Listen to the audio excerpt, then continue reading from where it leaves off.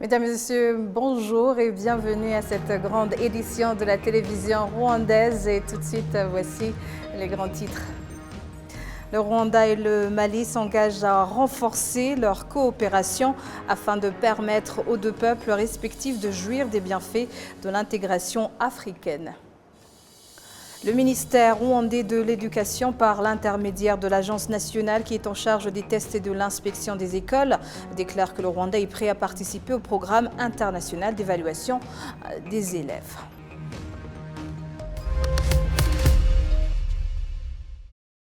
Bienvenue encore une fois à ce journal. Le Rwanda et le Mali s'engagent à renforcer leur coopération afin de permettre aux deux peuples respectifs de jouir des bienfaits de l'intégration africaine. Ce lundi ont signé 19 accords de coopération dans plusieurs domaines. Le point avec Jean Damascène, Manichim. Ces accords de partenariat qui portent sur plusieurs domaines sont perçus par le ministre rwandais des Affaires étrangères de la coopération internationale comme un véritable outil de renforcement du développement des deux pays. Et à lui de préciser que le Rwanda est prêt à poursuivre son partenariat avec le Mali en vue du développement de la population du Rwanda et du Mali. Nous sommes heureux de signer aujourd'hui d'annoncer aujourd'hui que ces échanges entre les représentants de nos deux pays ont abouti à la signature de 19 accords dans les domaines divers comme la santé, la sécurité, la digitalisation, l'agriculture, la culture, le tourisme et la promotion de l'investissement. Nous avons aussi d'autres projets d'accords que nous devons finaliser, dont un accord relatif à la non-double imposition, un accord aussi destiné à prévenir l'évasion et la fraude fiscale, un protocole d'accord pour accélérer la mise en œuvre de l'accord sur la zone de libre-échange continentale africaine et un protocole d'accord sur la coopération dans le domaine des sports. Le Rwanda et le Mali partagent de nombreux points communs. Nos pays aspirent tous deux au progrès économique et à une plus grande coopération et solidarité à l'échelle de notre continent. Nous sommes aussi unis par une vision commune d'un développement inclusif, durable et collaboratif basé sur le respect mutuel et l'entraide. Pour sa part, le ministre malien des Affaires étrangères a fait observer que pour atteindre le développement dont l'Afrique a besoin, il faut que les pays de ce continent soient solidaires. Je voudrais également profiter de cette occasion, Monsieur le ministre, pour remercier, saluer et exprimer la gratitude des plus hautes autorités maliennes à l'endroit des plus hautes autorités rwandaises, car j'ai été personnellement témoin des liens contenus entre nos deux pays, mais aussi de la solidarité agissante que le Rwanda a toujours apportée au Mali sur la scène africaine, sur la scène internationale, en tant que membre du Conseil de paix et de sécurité des Nations Unies et de l'Union africaine, mais aussi au plan international, mais surtout saluer la lecture lucide et pragmatique du président Paul Kagame par rapport à la situation de transition ou en tout cas aux défis politiques que le Mali a toujours traversé.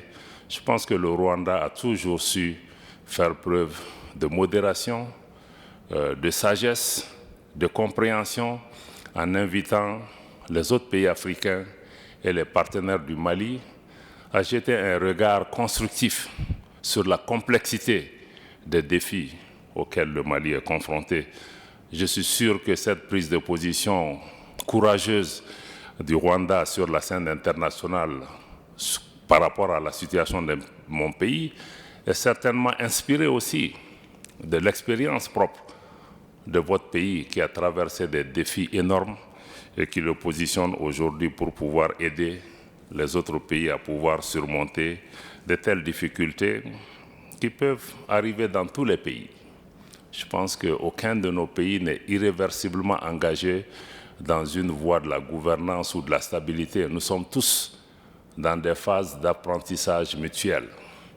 Malheureusement, beaucoup de nos frères en Afrique n'ont pas encore compris que nos sorts sont liés et qu'aucun pays ne sortira de cette situation sans les autres pays et que les avancées d'aujourd'hui peuvent constituer des reculs de demain. Donc il est important que nous puissions renforcer la solidarité entre nos pays, agir à l'abri des ingérences extérieures, parce que nous, Africains, nous devons comprendre que ce qui nous lie est extrêmement plus important que ce qui nous lie à quelques partenaires que ce soit à l'extérieur de notre continent, parce que personne ne chassera l'autre de ce continent.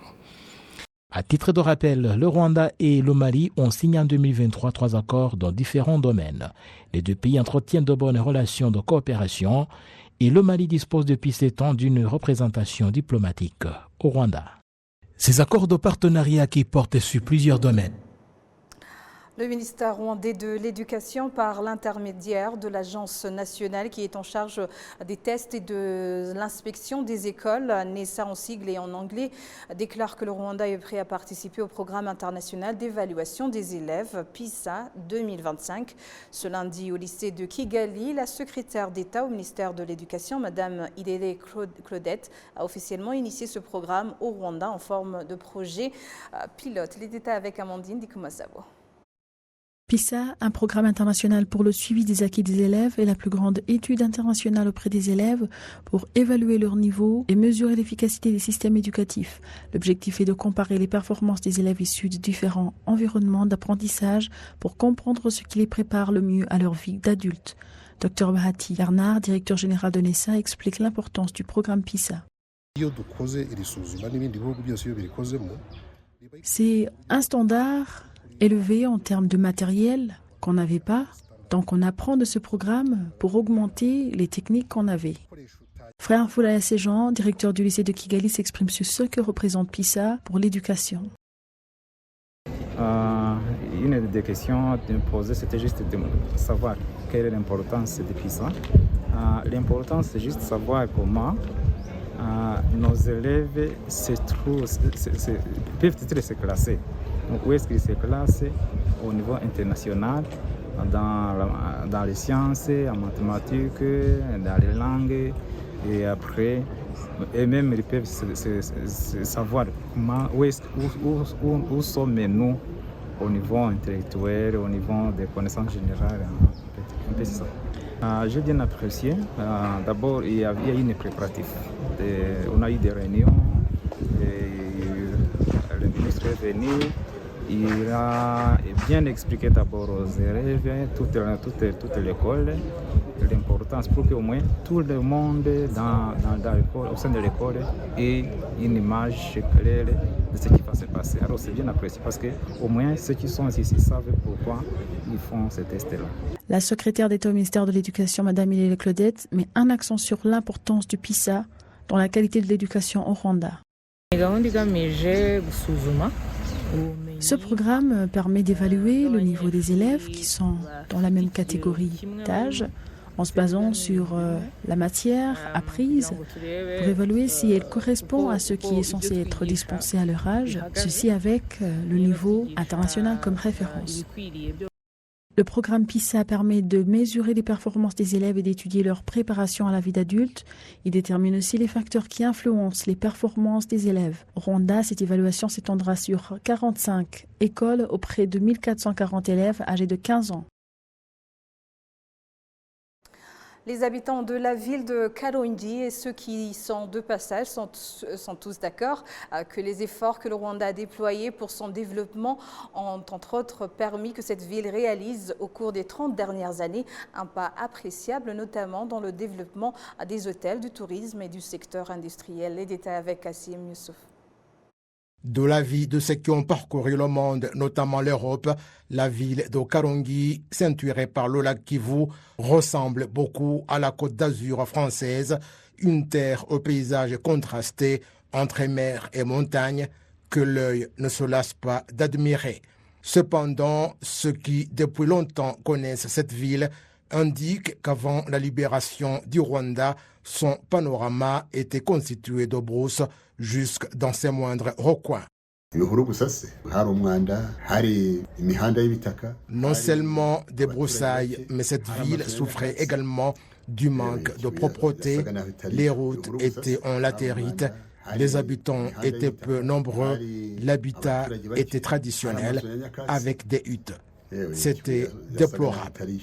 La ville d'Okarongi s'étire jusqu'à présent sur une petite partie du seul secteur d'Obgishura, certes petite en étendue, mais vaste en activité de développement.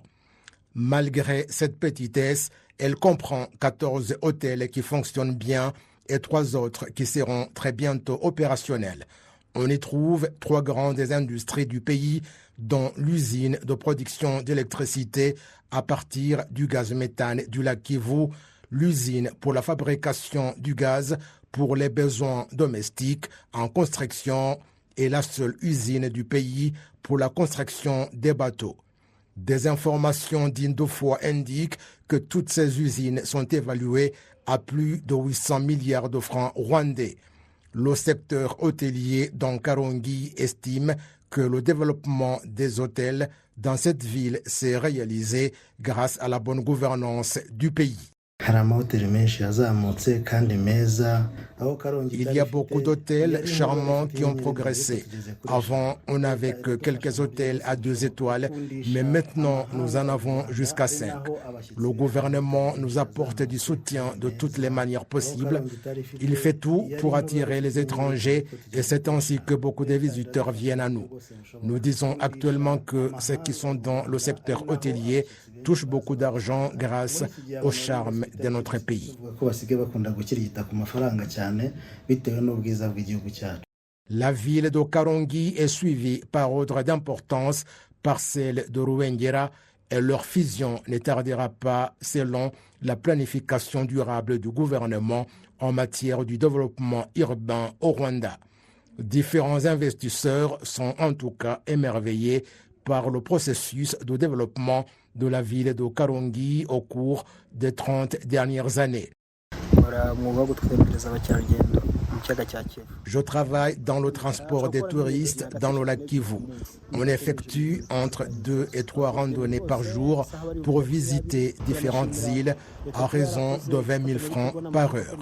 Nous remercions le gouvernement d'avoir noué des relations de partenariat avec des clubs de niveau international comme le Paris Saint-Germain et Arsenal pour la visibilité du pays dans le cadre de Visit Rwanda, surtout que certains de nos passagers indiquent qu'ils ont connu le Rwanda à travers les activités de Visit Rwanda. Par exemple, même si des réunions se déroulent dans la ville de Kigali, les participants trouvent l'occasion de visiter le pays et nous les accueillons là où nous sommes. La ville d'Okarongi prend de plus en plus de l'ampleur et des touristes venus d'un peu partout dans le monde la visitent. Au moment où le développement est observé partout sur le territoire national, les habitants d'Okarongi souhaitent que les lacunes qu'on y observe encore soient comblées, comme c'est le cas dans d'autres villes secondaires de la capitale Kigali. Notre ville a encore besoin de bonnes routes qui entrent dans les quartiers.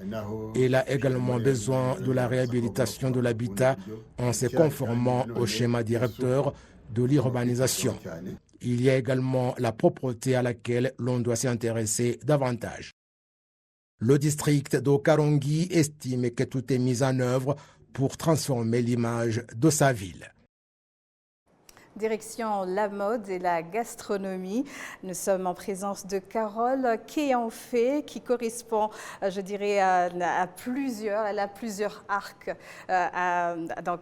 plusieurs cordes à son arc, pardon. Elle est entrepreneure sociale, femme pluridisciplinaire, dynamique de combat, humaniste et dévouée à diverses causes. Elle est aussi de formation, elle a fait une formation de comptable.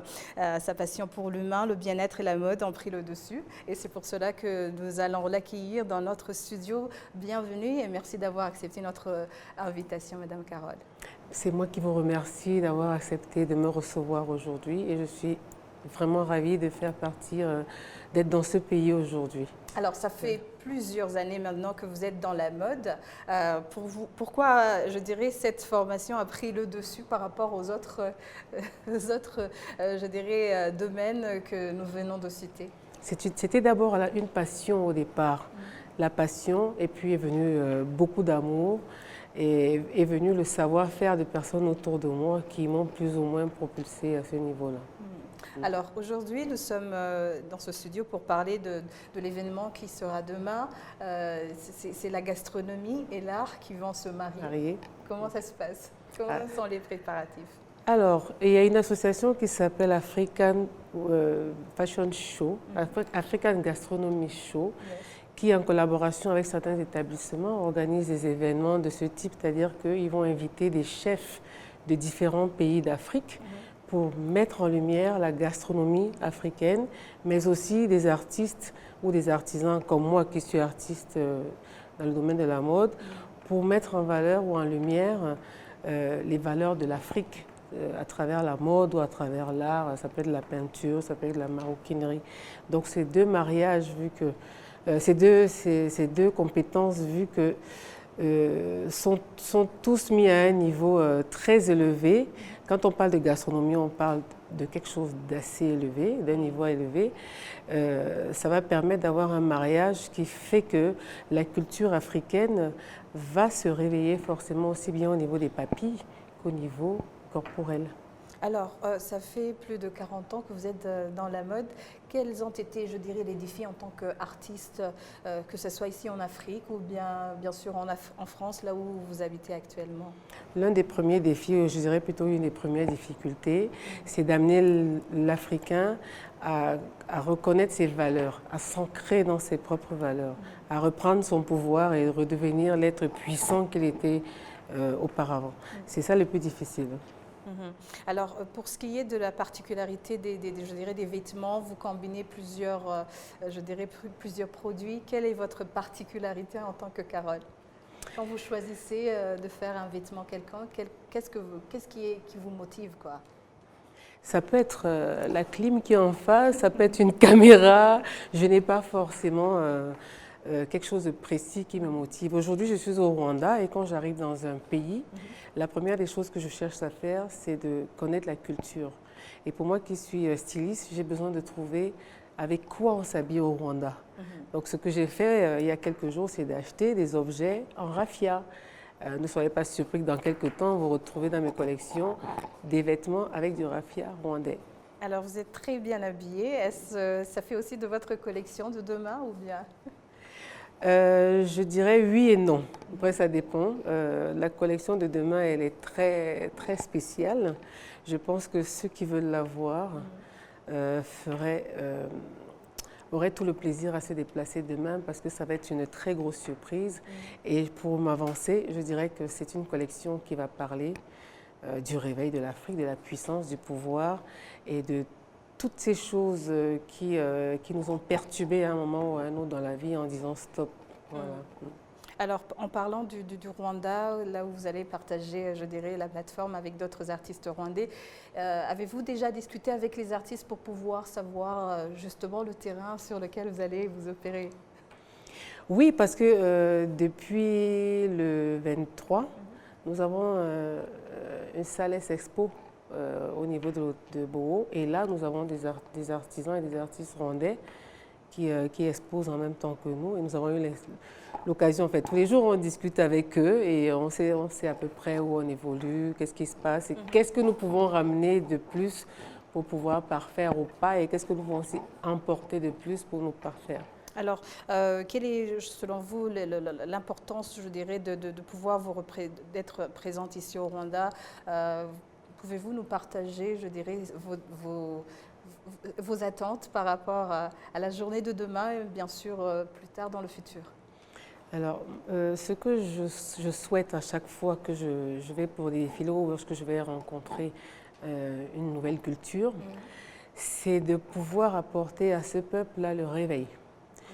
Je me considère comme africaine et donc j'aimerais, enfin mon souhait serait que tous les Africains se considèrent comme africaines et que nous puissions, ne serait-ce que moralement, être fusionnels. Selon vous, il y a un manque, je dirais, d'appartenance à notre culture? Ici? En Afrique, quoi. Oui, énorme, énorme. Et je pense qu'il est temps que ça change, que nous puissions nous réapproprier notre identité. Et ce que moi je fais à travers la mode, c'est de sensibiliser les gens dans ce sens-là. D'accord. Alors pour terminer, je dirais un mot de bienvenue pour demain et aussi, ce sera à quelle heure? Alors demain, ça commence à 20h et ça finit à 1h, bien entendu. Vous allez présenter une seule collection? 2 collections. 2 collections. Je suis ravie parce que le Rwanda m'a mis à l'honneur. Ils m'ont permis de présenter 2 collections. Wow. Et j'ai été très heureuse que l'on me mette à l'honneur ainsi, quoi. Alors, merci beaucoup Carole. Merci aussi d'avoir accepté notre invitation. Je rappelle que vous êtes styliste, mais avec beaucoup d'autres domaines dans lesquels vous vous trouvez. Merci d'avoir accepté notre invitation. C'est moi qui vous remercie. Merci infiniment. Nous allons passer maintenant aux jeunes à l'approche des élections présidentielles et législatives au Rwanda. Les jeunes qui vont voter pour la première fois se déclarent ravis de contribuer activement à la vie politique du pays. Charlène Furaha est allée à la rencontre de ces jeunes. Sont très honorés. Honorine est une jeune Rwandaise qui s'apprête à voter pour la première fois. Pour elle, c'est un moment historique et déterminant, marquant son entrée dans la vie civique active de son pays. Elle attend le jour du vote avec enthousiasme. C'est un vrai honneur de vouloir voter pour la première fois. Comme vous le voyez, on a toujours vu nos parents aller voter dans les années passées. Alors c'est un honneur de vouloir contribuer, de voter, de donner ma voix et être cette personne, cette grande personne. On est le leader de demain, donc consacrer notre temps à nous impliquer dans la vie politique pour construire un pays stable et meilleur. Voter pour la première fois n'est pas seulement un devoir civique, mais aussi un signe d'engagement pour l'avenir du Rwanda. Je me sens très heureuse parce que ce sera la première fois. Premièrement, je crois que les jeunes maintenant sont éveillés, ils savent ce qu'ils veulent, je crois que si on ajoute le jeune dans tout ça, on le donne la responsabilité, parce que si tu votes quelqu'un et te disent quelque chose de faire, tu auras le courage de le faire parce que tu crois que tu l'as choisi premièrement parce que tu croyais qu'ils sont capables et que les choix qu'ils font sont pour le mieux de tout le monde.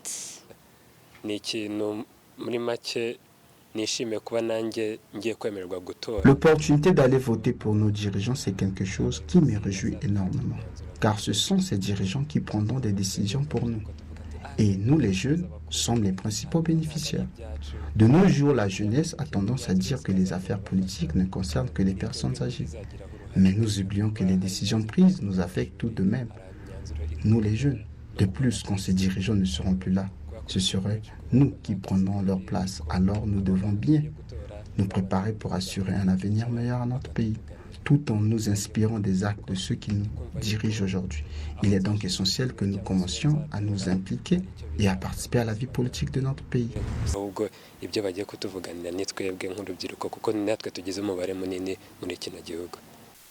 La population rwandaise est majoritairement jeune, à la hauteur de 65% d'après le dernier recensement de la population et de l'habitat. L'énergie et l'enthousiasme de jeunes Rwandais dans l'exercice de leurs droits civiques rassurent quant à la vie démocratique du Rwanda. Charlène Furaha pour la télévision rwandaise. Monengo et Muhungwe, en district de Rubavu, souhaitent qu'au fur et à mesure du développement de la région, mais aussi avec les témoignages existants de l'histoire de la Première Guerre mondiale, soient préservés et que la beauté naturelle soit mise en valeur. Patrick Niledandi nous fait le point. Pour atteindre le sommet du mot, il faut au moins 30 minutes. Une fois au sommet, les visiteurs restent ébahis devant le spectacle époustouflant de la vue surplombant les villes de Rubavu et Goma sur le lac Kivu. De loin, on aperçoit aussi les autres sommets des autres montagnes, dont des volcans. La beauté de Nengo est sans appel. Au sommet, on peut déjà admirer les belles vues décrites plus tôt par le guide touristique. À Nengo, tu as la ville de Gisenyi et Goma comme sur ton assiette. Nengo est une colline qui préserve l'histoire de la Première Guerre mondiale, où vous pourrez trouver des traces de tranchées creusées par des soldats allemands lorsqu'ils combattaient contre des soldats belges. Il y a aussi des tombes de soldats allemands morts au combat. On raconte que lors de la Première Guerre mondiale, c'est juste à Nengo que les Allemands avaient placé leur plus importante artillerie. Cette arme est restée là jusque dans les années 90. La première partie de la réhabilitation de la montagne Nengo a été achevée en 1995 et sera ouverte aux visites publiques le mois prochain. Outre Nengo, il y a aussi Muhungwe, la plus haute montagne du Rwanda, qui constitue également un pôle de promotion du tourisme dans la région. Muhungwe est géré depuis 2 ans par la société Beyond the Gorilla Experience. Cette dernière assiste les touristes qui souhaitent l'escalader. Jusqu'aujourd'hui, les gens qui visitent cette montagne ne sont pas enregistrés. Des fois, les éleveurs vont y faire manger leur bétail. Le président directeur général de Beyond Gorilla Experience, Zabonima Théodore, est revenu sur les difficultés et défis rencontrés pour ce projet, dont notamment la subvention attendue de 30 millions de francs rwandais qui devaient être alloués par les districts de Rubavu, pas encore fait. Vous savez, pour développer ce genre de projet, il faut des moyens.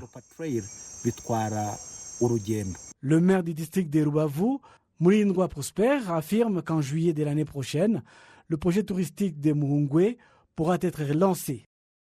Nous nous félicitions des discussions en cours avec l'Agence allemande de la coopération internationale en vue de booster ce projet. La phase actuelle consiste à rassembler des fonds et l'année prochaine, les travaux pourront être démarrés. À ce stade, la seule chose qui a été faite et approuvée par la direction de Beyond the Gorilla Experience est de promouvoir ce projet touristique, ainsi que la formation de certains habitants qui pourront par la suite devenir des guides touristiques.